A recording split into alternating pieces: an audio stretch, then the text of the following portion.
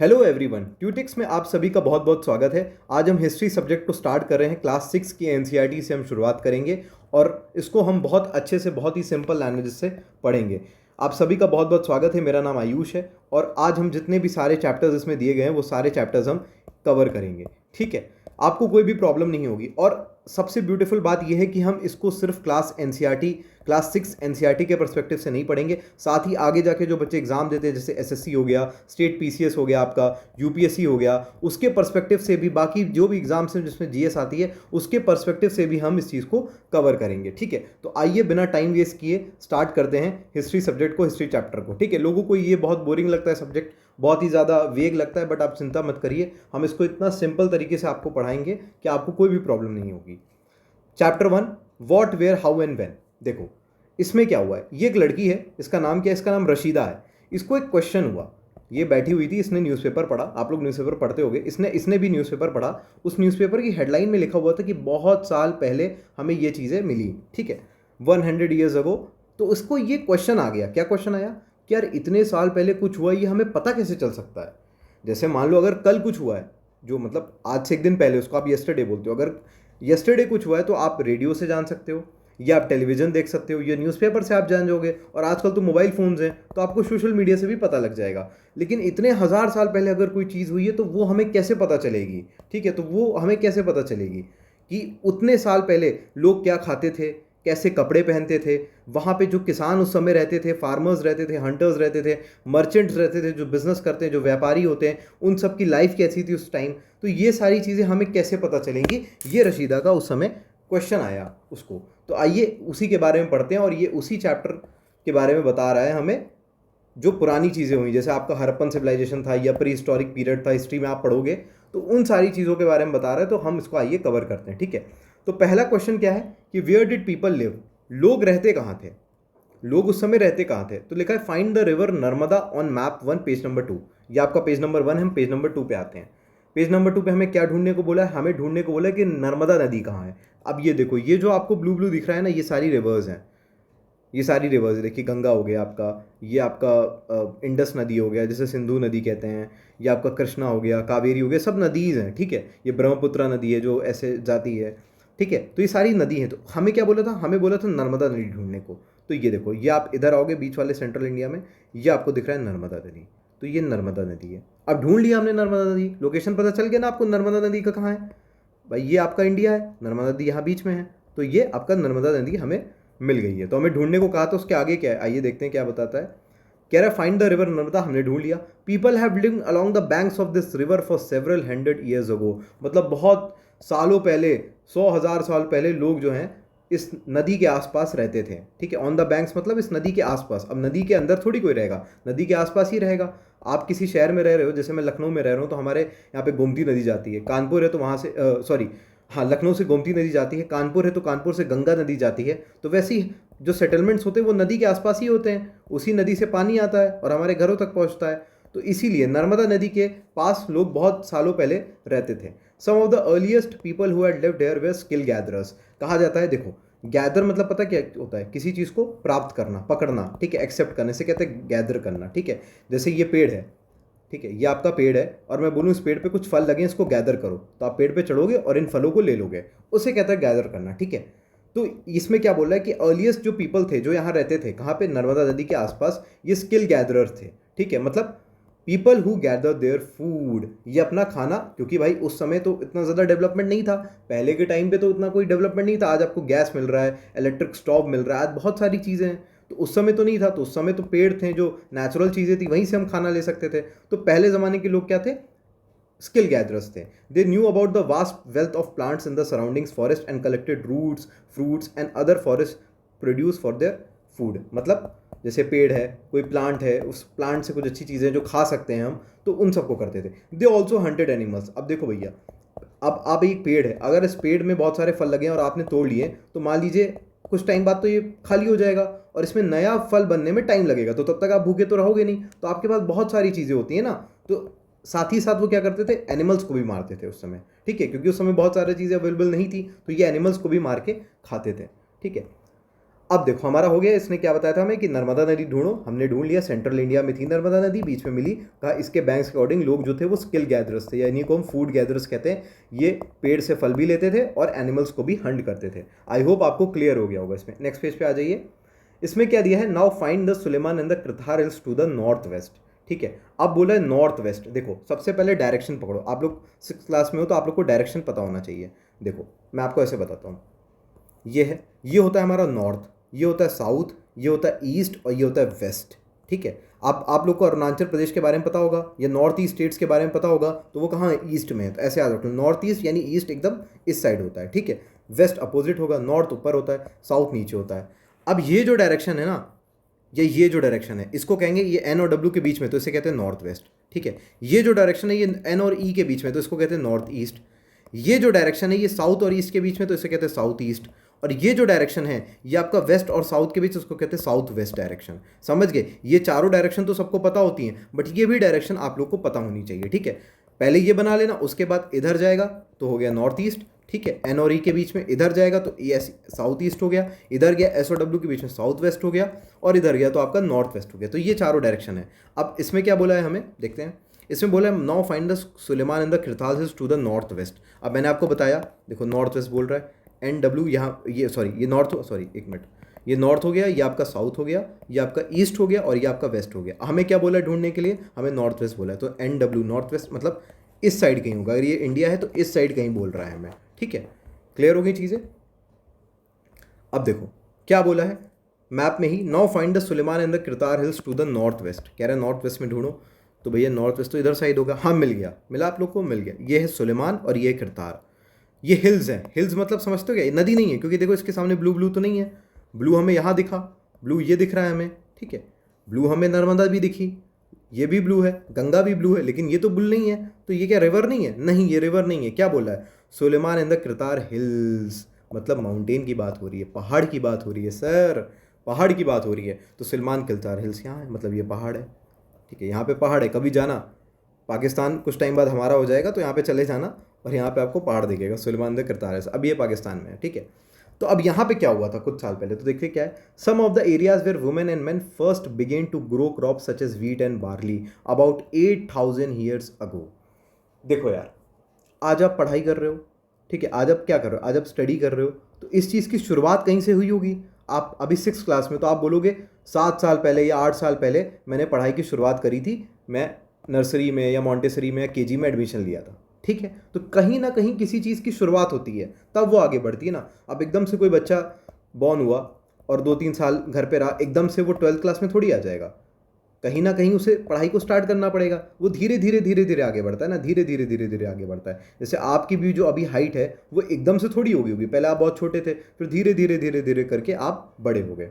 ठीक है, तो यही बोल रहा है कि सबसे पहले आज जो क्रॉप्स उगती है वो इंडिया में हर जगह उगती है, बिहार हो गया, यूपी हो गया, हर जगह, एमपी हो गया, हर जगह, राजस्थान हो गया, तो हर जगह क्रॉप्स उगती हैं।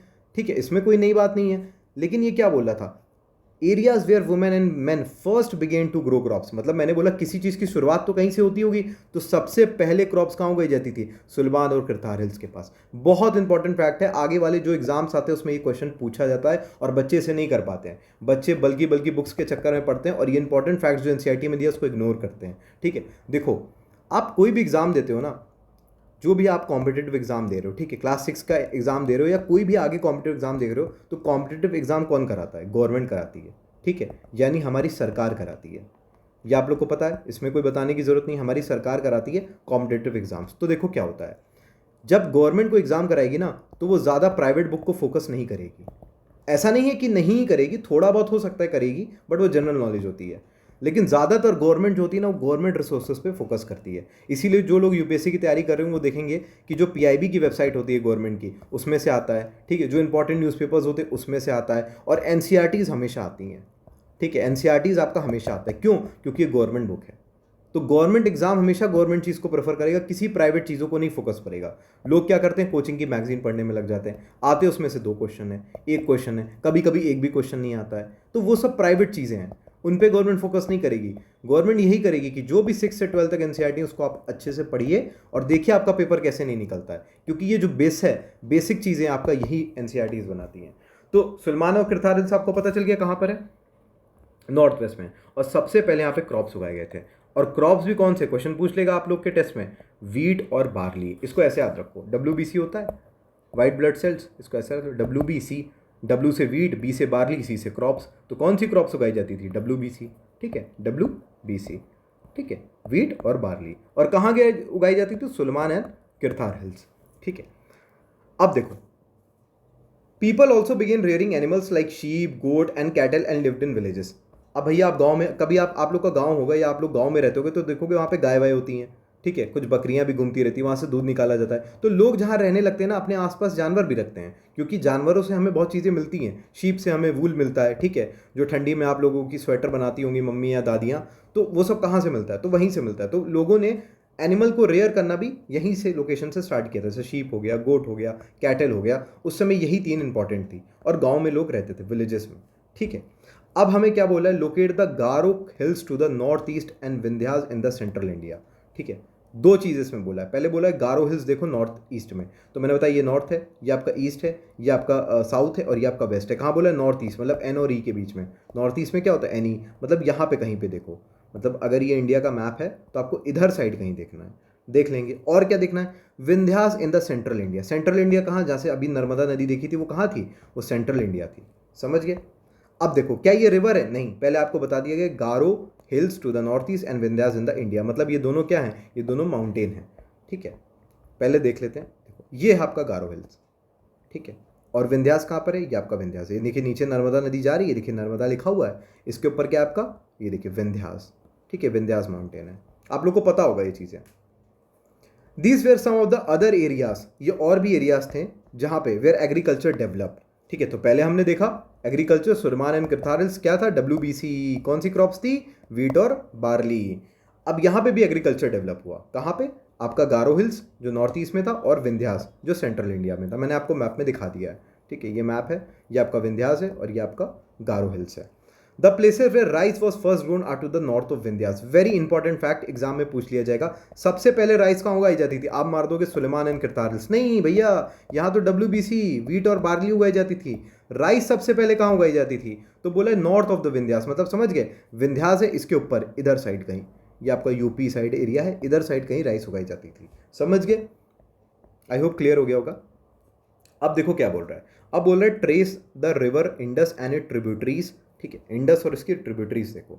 तो इंडस आपको पता है नॉर्थ में होती है, ये इंडस नदी है, ठीक है। देखो ये होती मेन नदी, और ऐसे ऐसे जो निकलती ब्रांचेस ये होती है ट्रिब्यूटरीज, सहायक नदी जिसे कहते हैं, ये ट्रिब्यूटरीज हैं, ठीक है। मतलब समझ लो ये फादर है और ये इनके इतने सारे बच्चे हैं, ऐसे याद कर लो, ठीक है, he is a father and these all are son, ठीक है। तो ये एक इंडस और उसकी ट्रिब्यूटरीज, तो इंडस ये हैं। अब इंडस किससे, इंडस की ट्रिब्यूटरीज क्या है, तो ये देखो झेलम, चेनाब, राबी, ब्यास, सतलज, ये सारा क्या है, आपका रिवर्स हैं। क्लास 11th की ज्योग्राफी पढ़ोगे ना, उसमें बहुत क्लियरली रिवर्स को डिफाइन किया गया है, तो वहाँ से आपका चीज़ें क्लियर हो जाएंगी। तो इंडस उसकी ट्रिब्यूटरीज है, या आपने देख लिया है कि इंडस कहाँ है और इसकी ट्रिब्यूटरीज कहाँ है। तो आइए देखते हैं इसके आगे क्या बोला है हमें। Trace the river Indus and tributaries, जी सर हमने कर लिया। अबाउट 4700, देखो ये डेट नहीं याद करना है कितने साल पहले, जो आगे फैक्ट होता है वो इंपॉर्टेंट होता है। तो इतने साल पहले some of the earlier cities flourished on the banks of these rivers. अगर आपने नहीं सुना होगा क्लास 6 के बच्चों, तो आपको अभी पता चलेगा इंडस वैली सिविलाइजेशन के बारे में। बट अभी चिंता मत करो, इसमें क्या बोल रहा है, कह रहा है ये जो आपका इंडस नदी है और इसकी ट्रिब्यूटरीज हैं, बहुत साल पहले, हज़ारों साल पहले इसके अगल बगल लोग रह गए थे, मतलब रहना स्टार्ट किए थे। यहाँ पे बहुत सारे, देखो क्या दिया है, some of the earlier cities flourished on the banks of these rivers. जो अर्लियर सिटीज़ थी वो वहाँ पे बस गई थी। आगे आप पढ़ोगे लोथल है, डोलावीरा है, हरप्पन साइट्स हैं, वो वहाँ पे डेवलप्ड होने लगी थी। Later about 2500 years ago cities is developed on the banks of the Ganga and its tributaries and along the sea coast। देखो सबसे पहले क्या बोला है, बहुत आसान है, कुछ मुश्किल नहीं है। ये आपका गंगा है और ये आपका इंडस है। तो कहा सबसे पहले जो सिटीज़ फ्लरिश हुई वो यहाँ हुई, ठीक है, क्योंकि हमारे यहाँ लोग ना इधर से आ रहे थे, बाहर से आ रहे थे, तो पहले यहाँ रहेंगे, फिर धीरे धीरे धीरे धीरे यहाँ रहने लगे, ठीक है। पहले आप घर बनाते हो, फिर धीरे धीरे बाहर एरिया है वहाँ पे पार्किंग बनाते हो, फिर थोड़ा इधर जगह बचा गार्डन बनाने लगते हो, तो धीरे धीरे चीज़ें फैलती हैं, ठीक है। तो पहले आप क्या, पहले आप इधर ही थे, फिर धीरे धीरे धीरे गंगा के साइड भी आने लगे लोग, ठीक है। तो ये बेसिकली दोनों क्या थे, सेटलमेंट्स थे। सेटलमेंट्स मतलब क्या होता है, जहाँ पे लोग रहते थे। तो इसमें क्या बोल रहा है, गंगा के साइड भी रहने लगे थे, ठीक है। Locate the Ganga and tributaries called the Son. क्या बोल रहा है, गंगा देखो और उसकी ट्रिब्यूटरी देखो जिसका नाम है सोन। सोन एक ट्रिब्यूटरी है गंगा की, देखो ये गंगा है और गंगा की ट्रिब्यूटरी है, ये देखो ये निकला सोन, ठीक है। गंगा की ट्रिब्यूटरी है सोन, वेरी इंपॉर्टेंट है, ध्यान रखना। यही क्वेश्चन एग्जाम में आ जाएगा कि सोन किसकी ट्रिब्यूटरी है और आप लोग नहीं जान पाओगे, तो आप इंडस मार दोगे या आप नर्मदा मार दोगे, तो ध्यान रखना गंगा की नदी है सोन, ठीक है। गंगा हमारी सोने जैसी दिखती है, ठीक है, तो ऐसे याद रख लेना, आप लोग को याद हो जाएगा। तो क्या हुआ यहाँ पर, एशियंट टाइम्स में ये जो आपको बोला है Ganga in tributaries called the Son. In ancient times the area along this rivers to the south of the Ganga was known as Magadh, now lying in the state of Bihar. क्या बोल रहा है, एशियंट टाइम्स में बहुत पहले the area along this rivers to the south of the Ganga was known as Magadh. ये जो गंगा है, गंगा के इधर साउथ वाले एरिया में इसको मगध कहा जाता था, आज ये बिहार में है। यहाँ पे किंगडम्स डेवलप हुए थे, राजा लोग यहाँ रहने लगे थे और उन्हें अपने साम्राज्य या अपने घर या बड़े बड़े महल बनाए थे जिसको हम किंगडम्स कहते हैं, ठीक है। तो यहाँ पे किंगडम्स हुए थे, आज ये आपका बिहार में पड़ता है। The rulers were very powerful and set up a large kingdom. तो लार्ज किंगडम कहाँ पे सेटअप हुआ था, मगध में हुआ था, वेरी इंपॉर्टेंट है, ध्यान रखना। अब देखो, throughout people travel from one part to the subcontinent to the another, ठीक है। मैंने आपको बताया था इंडस में लोग रहते थे, गंगा में रहते थे, धीरे धीरे नीचे भी आ गए थे, तो लोग ट्रैवल करते रहते थे एक जगह से दूसरी जगह। The hills and the high mountains including the Himalayas, desert, rivers, seas made journey dangerous at the times but never impossible. देखो, रास्ते में आपके बहुत सारे रुकावट आते हैं जब भी आप कोई काम करते हो, लेकिन वो रुकावट आपके लिए थोड़ा सा मुश्किल हो सकते हैं, लेकिन आपके काम को इम्पॉसिबल नहीं कर सकते। तो ऐसे ही हो रहा था, अब लोग यहाँ से जा रहे थे, बड़ा हिमालय पहाड़ है तो इसको कभी कभी चढ़ना पड़ता था अगर ऊपर जाना है, यहाँ पे इतनी सारी नदियाँ, इनको पार करना पड़ता था, तो बहुत ही रास्ता डेंजरस था लेकिन इम्पॉसिबल नहीं था। ध्यान रखना, लाइफ में कोई चीज़ मुश्किल तो हो सकती है लेकिन असंभव नहीं हो सकती है, ये हमें पढ़ाई सिखाती है, ठीक है। So, men and women moved in search of livelihood and also to escape from the natural disaster like flood or drought। जैसे मान लो इंडस में लोग रह रहे हैं तो यहाँ पे बाढ़ आ गई, अब बाढ़ आ गई तो लोग इधर गंगा साइड आ गए, गंगा साइड भी बाढ़ आ गई तो नीचे आ गए, तो ऐसे करके लोग एक जगह से दूसरी जगह अपने जीवन को बचाने के लिए ट्रैवल करते रहते थे। Sometimes man March in आर्मीज conquering the other lands, ठीक है। कभी कभी क्या होता था, जैसे मान लो ये एक एरिया है, यहाँ पे सब लोग रह रहे हैं, अब बीच में एक आदमी कहेगा मैं लीडर बनूंगा, ठीक है, बन गए। अब धीरे धीरे वो पावरफुल हो गया तो उसने क्या किया, अपना एरिया बढ़ाया, अपनी आर्मी खलेट करी, अपने एम्पायर बनाया, अपना साम्राज्य बनाया, ये सारी चीज़ें चलती रहती थी। Besides merchant travelled with caravans और ships carrying valuable good from place to place. जो भी व्यापारी थे, जो भी ट्रेडर्स थे, मर्चेंट्स थे, वो एक जगह से दूसरी जगह जाते थे, ठीक है, शिप से वैल्यूएबल आइटम्स एक जगह से दूसरी जगह पहुंचाने के लिए। And religious teachers walk from village to village, town to town, stopping और to offer instruction and advice on the way. जो भी आपके रिलीजियस टीचर्स होते हैं, जो भी संत होते हैं, जो भी फिलोसफर्स होते हैं, वो भी एक जगह से दूसरी जगह ट्रैवल करते थे लोगों को, जैसे आपने सुना होगा गौतम बुद्ध का नाम, वो भी कितना ट्रैवल करते थे, महावीर थे, कितना ट्रैवल करते थे एक जगह से दूसरी जगह लोगों को प्रीच करने के लिए, लोगों को गाइड करने के लिए। Finally some people perhaps travel driven by a spirit of adventures. कुछ लोग खाली एडवेंचर के लिए ट्रैवल करते थे कि अरे यार ये तो कितना खूबसूरत है इंडस, चलो यार गंगा की तरफ चलते हैं, वहाँ पे देखते हैं। तो ये सारी चीज़ें चल रही थी, ठीक है। नेक्स्ट पेज पर आ जाइए। Names of the land, very important, इसमें से क्वेश्चन आते हैं और पक्का आएंगे आपके एग्जाम्स में, ट्रस्ट मी। देखो, two of the words we often use for our country are India and Bharat. आपको पता है हम अपने देश को, प्यारे देश को क्या बोलते हैं, या तो इंडिया बोलते हैं और या तो बोलते हैं भारत माता की जय, ठीक है। तो इस दो नाम से हम अपने देश को पुकारते हैं। तो ये दो नाम पढ़े किसने, किसने रखे थे, क्या मैंने रखे थे, मेरे पापा ने रखे थे, आपके पापा ने रखे थे, किसने नाम रखे थे, उसके बारे में हम देखेंगे कि ये नाम कैसे पड़ा। तो देखो इसमें क्या बोल रहा है कि two of the words we often use for a country are India and Bharat. बिल्कुल सही बात है। The word India comes from the Indus called Sindhu in Sanskrit. पता है इसका नाम इंडिया कहाँ से पड़ा, अभी आपने मैप पढ़ा था, इधर गंगा नदी थी, इधर एक इंडस नदी थी, तो इंडस नदी से इसका नाम पड़ गया इंडिया, समझ गए। अब नाम से पढ़ा तो मतलब अपने आप थोड़ी नाम आ गया होगा, किसी ने बोला होगा ना, तो वो देखते हैं किसने बोला। देखो क्या हुआ था, the Iranian and the Greeks who came through out the north waste about 2500 years ago were familiar with the Indus, called it Hindus or the Indos। समझ गए क्या हुआ, यहाँ से कुछ ईरान और ग्रीक्स लोग आते थे, आईजी करके याद रख लो, आईजी, ईरान और ग्रीक्स लोग आते थे, ठीक है।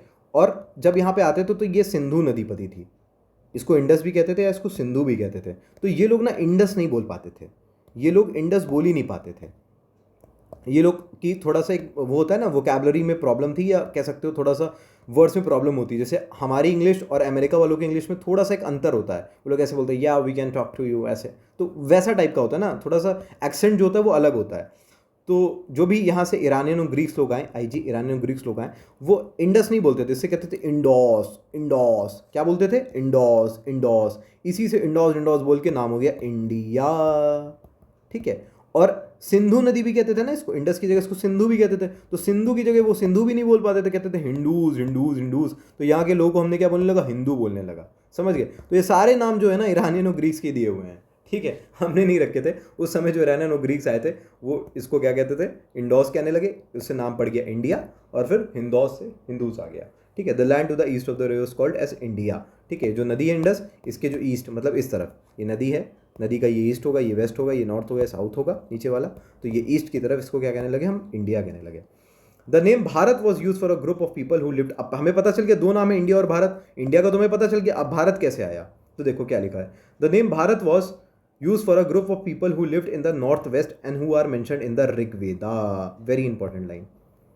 ठीक है। और ऋग्वेदा आपकी किस लैंग्वेज में? संस्कृत लैंग्वेज में। तो क्या बोले, भारत नाम कहाँ से पड़ा? भारत एक ग्रुप ऑफ पीपल को बोलते थे जो नॉर्थ वेस्ट में रहते थे, मतलब ये इंडिया है, ये आपका नॉर्थ वेस्ट है, इस साइड रहते थे जो लोग, इन्हें हम भारत कहते थे। ठीक है। ठीक है, यहाँ पे एक असल में एक राजा रहता था, भरत राजा, वहीं से नाम पड़ा है उसका। ठीक है, इतना ध्यान रख लो। और ये आपका ऋग्वेदा में भी मेंशन है। समझ गए? भारत के बारे में जो लोग यहाँ पे रहते थे उनके बारे में ऋग्वेदा भी हमें बताता है। ठीक है। इसके बाद फाइंडिंग अबाउट द पास्ट। ठीक है, अब हमें पास्ट के बारे में पता कैसे चलता है? जो रशीदा का ऊपर क्वेश्चन था, जो एक लड़की थी रशीदा, जो पूछ नहीं रही थी कि हम इतने साल पहले क्या हुआ था, हमें कैसे पता चलता है, तो वो हम सारी चीज़ें अब देखेंगे। अब मैम के क्वेश्चन का आंसर हम देंगे। देखो इसमें क्या दिया हुआ है। हाँ, finding out about the past. There are several ways of finding out about the past. बहुत सारे वेज होते हैं। ठीक है। One is to search for read books that were written long ago. ठीक है, जैसे मान लो आज आप अपने घर में रह रहे हो, आप 2 दिन के लिए ट्रिप के लिए चले गए और मैं आपके घर में आ गया और मुझे पता करना है कि आप कौन सी क्लास में पढ़ते हो, तो मैं क्या करूँगा? मैं आपकी बुक्स चेक करूँगा। बुक्स में पता चल जाएगा आप कौन सी क्लास में हो, आप 6th में हो, 7th में हो, 8th में हो, कौन सी क्लास में हो। ठीक है, तो यही हुआ था। सबसे पहले हमें वहाँ पे जो लोगों ने चीज़ें लिखी थी, अगर वो हमें मिलती हैं, ठीक है, तो जो रिटन चीज़ें होती हैं, जैसे ये सारी चीज़ें, इनको हम क्या कहते हैं? मैन्युस्क्रिप्ट्स कहते हैं। Very important. जो हाथ से चीज़ें लिखी गई होती है ना, उसको मैन्युस्क्रिप्ट कहते हैं, because they were written by hand. ठीक है। They were usually written on palm leaves. देखो भाई, उस समय पेज का डेवलपमेंट तो हुआ नहीं था। आज आप लोग क्लासमेट्स की कॉपी पे लिखते हो या कोई भी कॉपी पे लिखते हो, उस समय ऐसा नहीं था। उस समय ये पेड़ है, ठीक है, और ये पेड़ के पत्ते हैं, लीव्स हैं, तो इस पेड़ के पत्ते को तोड़ तोड़ के उस पर लिखते थे। इनके पास इंक वाला होता था पेन, उससे लिखते थे। ठीक है, उसी को हम मैन्युस्क्रिप्ट्स कहते हैं। समझ गए? They were usually written on the palm leaves और on the specially prepared bark of a tree known as birch. ठीक है, जैसे ये पेड़ है, पेड़ की थोड़ी सी लकड़ी हमने यहाँ से तोड़ दी और उस पर लिख गए। ठीक है, तो या तो लीज पे लिखते थे, मतलब पेड़ को ही टारगेट बनाया था इनने, या तो लीज पे लिखते थे और या तो उस पर लिखते थे, बार्क ऑफ अ ट्री पे। नेक्स्ट पेज पे आ जाओ। These books deal with all kind of subjects. अच्छा, ये जो लिखते थे इसमें किस चीज़ के बारे में लिखते थे? सब चीज़ों के बारे में लिखते थे, चाहे वो रिलीजन हो, चाहे राजा की ज़िंदगी कैसी थी उस समय, या उस समय कोई मेडिसिन थी या नहीं थी, या उस समय साइंस कैसे आगे बढ़ रहा था, सारी चीज़ों के बारे में लिखते थे। बिसाइड्स दिस, मतलब इसके अलावा भी, there were epics, poems, plays, मतलब कुछ प्ले चल रहा है, नाटक चल रहा है, तो उसके बारे में भी लिखा जाता था। Many of these were written in Sanskrit, others were written in Prakrit. ठीक है, एंड तमिल। ध्यान रखना, उस समय ज़्यादातर जो चीज़ें लिखी जाती थी वो संस्कृत में लिखी जाती थी, क्योंकि संस्कृत पहले की बहुत ही फेमस लैंग्वेज थी। उसके बाद अगर कुछ लिखा जाता था तो प्राकृत में लिखा जाता था, संस्कृत प्राकृत। ठीक है, संस्कृत दोनों में आ रहा है ना, संस्कृत RIT आ रहा है ना, RIT है, KRIT आ रहा है, संस्कृत प्राकृत। ठीक है, ये ध्यान रखना, Sanskrit KRIT and Prakrit KRIT। ठीक है, तो ये दोनों लैंग्वेजेस थी, और इसके अलावा तमिल भी थी, क्योंकि हम अपने साउथ वालों को भी नहीं छोड़ सकते, ये भी हमारे भाई बहन है, तो तमिल में भी लिखा जाता था। अच्छा, उस समय लैंग्वेज जो ऑर्डिनरी पीपल यूज़ करते थे वो कौन सी थी? देखो, प्राकृत थी। ठीक है, संस्कृत भी थी, प्राकृत भी थी, दोनों थी मेनली। समझ गए?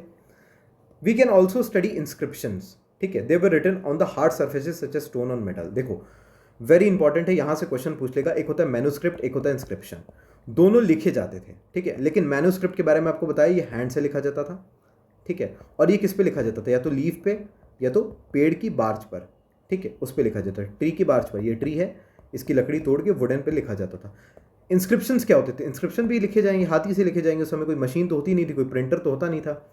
तो इंस्क्रिप्शन के बारे में क्या है, ये भी हाथ से लिखते थे, लेकिन ये ऐसी चीज़ों पे लिखते थे जो कभी मिट नहीं सकती। जैसे मान लो कोई बहुत बड़ा स्टोन है, उस पर लिखे हैं, तो वो कैसे मिटेगा? ठीक है, पत्तियों पे तो हो सकता है कि बारिश वारिश हुई, पत्ती फट गई तो वो मिट जाता था, लेकिन इंस्क्रिप्शंस और मजबूत चीज़ थी, ये हट नहीं सकती थी इतनी जल्दी। और मेटल पे लिखते थे। अब मेटल पे आज आप लिखो लोहे पे, तो इतनी जल्दी कैसे मिट जाएगा वो? ठीक है, तो इसको हम इंस्क्रिप्शंस कहते हैं। तो इंस्क्रिप्शंस और मैन्युस्क्रिप्ट में आपको अंतर समझ में आ गया होगा। They were relative hard surfaces such as stone or metal. Sometimes kings got their orders inscribed so that the people could see, read and obey them. राजा ने कुछ लिख दिया, इस चीज का हमें पालन करना है, ठीक है। अब इन चीजों पे पता है मोस्टली क्या लिखा जाता था, जैसे ये आपका इंस्क्रिप्शन है।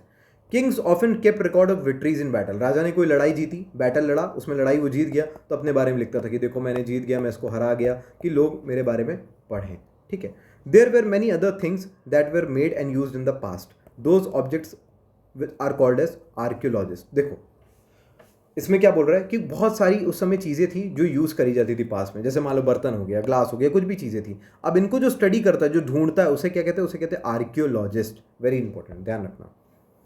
दे स्टडी द आर्कियोलॉजिस्ट क्या करते हैं? They study the remains of a building made of stone और ब्रिक, पेंटिंग एंड स्कल्पचर। कोई हमें पुराने ज़माने में कोई बिल्डिंग मिली है जो पत्थर से बनी है, ईंटों से बनी है, कुछ पेंटिंग्स मिली है, तो उसको स्टडी करते थे कि पेंटिंग क्यों बनाया हुआ है, इस पेंटिंग में क्या दिखाना चाहता है ऑथर, जो उस समय बनाया होगा, जो वो आर्टिस्ट होगा या राजा ने बनवाई होगी, तो वो क्या दिखाना चाहता था। तो इन सारी चीज़ों को कौन स्टडी करता है? हमारा आर्कियोलॉजिस्ट। वेरी इंपॉर्टेंट है। They also explore and excavate. वो एक्सप्लोर भी करते थे, एक्सकवेट भी करते थे। एक्सकवेट मतलब होता है कि dig under the surface of the earth, मतलब गड्ढे को खोदना, कि खोद के अंदर कुछ ना मिल जाए, ठीक है। क्यों खोदते थे? To find the tools, weapons, pots, pans, ornaments, ठीक है, ये सारी चीज़ों को, कि कहीं कोई मतलब कोई वेपन ना मिल जाए या कुछ वो मिल जाए। तो देखते हैं कि पहले के लोग क्या यूज़ करते थे। क्यूरियोसिटी होती थी, जिज्ञासा होती थी, ठीक है। तो पुरानी की चीज़ें मिले भी हैं, देखिए आपको पॉट मिला हुआ है, ये एक सील मिली हुई है, ठीक है, वैसे टाइप की बनी है, क्ले से बनी हुई, तो ये सारी चीज़ें मिल जाती थी।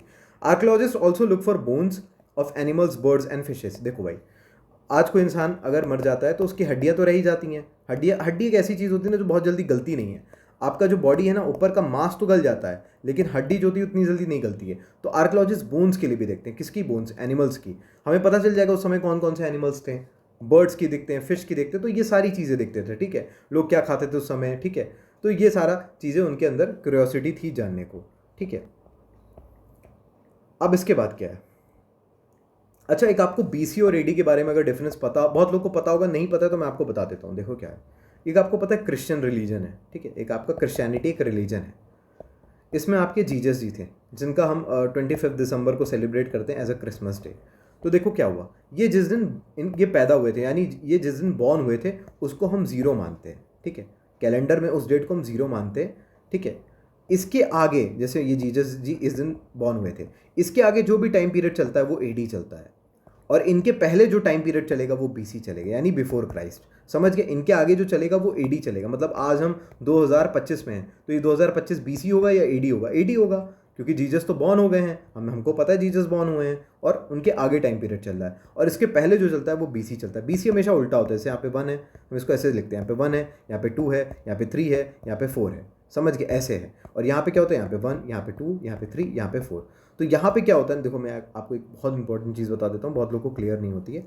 ये आपकी लाइन है, ये आपका बीसी है, ये आपका एडी है, ये आपका 0 है, ये आपका 1 है, ये आपका 2 है, ये आपका 3 है, ये आपका, ये तो आपको पता है 1 पहले आएगा, 2 पहले आएगा, 3 पहले आएगा, 4 बाद में आएगा। मतलब 1 पहले आएगा, उसके बाद 2 आएगा, उसके बाद 3 आएगा, उसके बाद 4 आएगा, ठीक है। यहाँ पे पता है क्या होता है? यहाँ पे उल्टा हो जाता है, ठीक है। 3 पहले आ गया, 3 पहले आता है, 3 के बाद 2 आएगा, 2 के बाद बनाएगा, क्योंकि ये उल्टा चलता है बीसी। ऐसे देख रहे हो ना, 1 2 3 4, तो ये उल्टा चलता है। तो बीसी उल्टा चलता है, और एडी जैसे हम गिनती करते हैं सीधा चलता है, ठीक है। आई होप क्लियर हो गया होगा।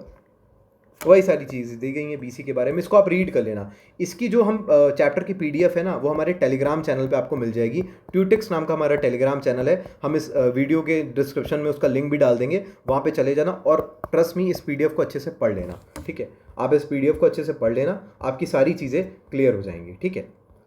इसके बाद यही सारी चीज़ें दी गई हैं। अच्छा, एक और इंपॉर्टेंट है, जो भी इंपॉर्टेंट चीज़ें तो देखो मैंने अंडरलाइन कर ली, इसीलिए मैं उन्हीं चीज़ों पे फोकस कर रहा हूँ। उसके अलावा जो चीज़ें लिखी हैं वो सब ऐसी कहानी है, वो इतनी इंपॉर्टेंट नहीं है आप लोगों के लिए। जो इंपॉर्टेंट चीज़ें जहाँ से एग्जाम में क्वेश्चन आता है, हम सिर्फ वही पढ़ेंगे, क्योंकि हमें एग्जाम निकालना है, ठीक है। मेन फोकस हमारा एग्जाम निकालना है, ठीक है। तो हम उसी पर्सपेक्टिव से पढ़ेंगे।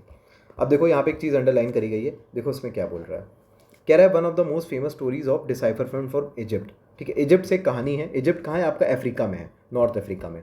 अफ्रीका है ना, ये हमारा देखो, ये हमारा इंडिया है, ये चाइना है, ये पाकिस्तान है, और इधर जाओगे अफ्रीका पड़ेगा। अफ्रीका में एक कंट्री है जिसका नाम है इजिप्ट, ठीक है। तो रोसेटा, रोसेटा क्या है? Rosetta is a town on the north coast of Egypt. ये इजिप्ट है मान लो, इसके नॉर्थ पे एक छोटा सा कस्बा है, छोटा सा शहर, इसका नाम रोसेटा है। अब इस रोसेटा में क्या मिला? Inscribed stone was found. Inscribed मतलब इसके ऊपर लिखा हुआ है, इंस्क्राइब्ड मतलब इंस्क्रिप्शन। मैंने आपको बताया ना, जो पत्थर पे लिखा होगा, मेटल पे लिखा होगा, इतनी जल्दी से हट नहीं सकता, उसे इंस्क्रिप्शन कहते हैं। जो बहुत आसानी से मिट सकता है, जो लीफ पे लिखा जाता है, ये जो बार्च ऑफ अ ट्री पे लिखा जाता है, उसे क्या कहते हैं? उसे मैन्युस्क्रिप्ट कहते हैं, ठीक है। अब देखो, इंस्क्राइब्ड स्टोन पे हमें क्या मिला है? Which contained inscription in 3 different languages. 3 अलग अलग लैंग्वेज लिखी है, मतलब एक ऐसा बड़ा बहुत बड़ा पत्थर है और इस पर ये इंग्लिश लिखी है मान लो, ये हिंदी लिखी है, ये उर्दू लिखी है, एग्जाम्पल के लिए बता रहा हूँ। तो 3 अलग अलग लैंग्वेज पे हमें मिला है, ठीक है। उस समय कौन सी 3 लैंग्वेज थी वो भी इंपॉर्टेंट है। देखो, Greeks and 2 form of Egyptian, एक तो ग्रीक भाषा थी और 2 इजिप्ट की कोई पर्टिकुलर लैंग्वेजेस थी, वो लिखी हुई थी अलग अलग। Scholars who read Greek figured out the names of the kings and queens were enclosed in a little frame called a cartouche. तो बोल रहा है कि उस समय जो राजा के बारे में ग्रीक्स में लिखा हुआ था, जो समय राजा थे इजिप्ट में, उनके बारे में लिखा हुआ था। Then they placed the Greek and the Egyptian sign by sign defy the true sound for which the Egyptian letters, ठीक है। फिर उसको किया तो एक पता चला इजिप्शियन लेटर्स की लॉयन टाइप का, ऐसा टाइप का कुछ बन रहा है, ठीक है। तो बस इतना ध्यान रखना कि इजिप्ट में जो है मैं 3 लैंग्वेजेस में मिला हुआ है, ये वो इंस्क्रिप्शन था। बाकी कुछ इंपॉर्टेंट नहीं है इसमें, इतना ही इंपॉर्टेंट था। तो हमारा पहला चैप्टर कंप्लीट हो गया हुआ है, ठीक है। अगर कोई भी क्वेरी हो तो मैंने आपको बताया, इस पीडीएफ को पढ़ना है ट्यूटेक्स हमारे टेलीग्राम चैनल पर चले जाना, लिंक डिस्क्रिप्शन में मिल जाएगी। अगर कोई क्वेश्चन हो तो इसके कमेंट सेक्शन में डाल देना, ठीक है। मैं रिप्लाई कर दूंगा, मैं पर्सनली आपको क्वेश्चन का रिप्लाई करूंगा, तो आप कमेंट सेक्शन में डाल देना, ठीक है। ये आपका इंडिया का मैप है, इस मैप को भी बहुत अच्छे से देख लेना, कौन कौन से स्टेट्स कहाँ पर हैं। जैसे मैं लखनऊ में रहता हूँ, तो लखनऊ कहाँ है? उत्तर प्रदेश में, यूपी में। ये दिल्ली है, ये हरियाणा है, उत्तराखंड है, पंजाब है, हिमाचल प्रदेश है, जम्मू कश्मीर है। स्टेट्स देख लिया करो, राजस्थान है, गुजरात है। 6th क्लास के बच्चे बस इसको देखें, और जो बच्चे कोई एग्जाम की तैयारी कर रहे हैं वो ये देखें हमारे इंडिया के कितने स्टेट्स हैं जो समुद्र से, मतलब जो सी से बाउंड्री टच करते हैं। जैसे गुजरात करता है, महाराष्ट्र करता है, गोवा करता है, कर्नाटका करता है, केरला करता है, तमिलनाडु करता है, आंध्र प्रदेश, उड़ीसा, वेस्ट बंगाल। तो ये सारी चीज़ें आप अच्छे से देख लीजिएगा, कौन कौन सा स्टेट्स है जो एग्जाम के लिए तैयारी कर रहे हैं, कि किससे बाउंड्री शेयर करता है, ये भी इंपॉर्टेंट है, इसको भी देख लीजिएगा। जैसे बिहार है, बिहार हमारा झारखंड से शेयर करता है, वेस्ट बंगाल से करता है, इसके बाद नेपाल से करता है और उत्तर प्रदेश से करता है। तो जो जो आप तैयारी कर रहे हो वो अच्छे से इसको देख लेना, ठीक है। हम इसके बाद दूसरे चैप्टर को स्टार्ट करेंगे अगली वीडियो में, बहुत जल्द मिलेंगे आप लोग को। और आप लोग को कोई भी क्वेरी या डाउट हो तो ज़रूर पूछना और इस चैप्टर को रिवाइज कर लेना। Thank you so much for connecting and studying, keep learning, keep studying. Thank you so much for that.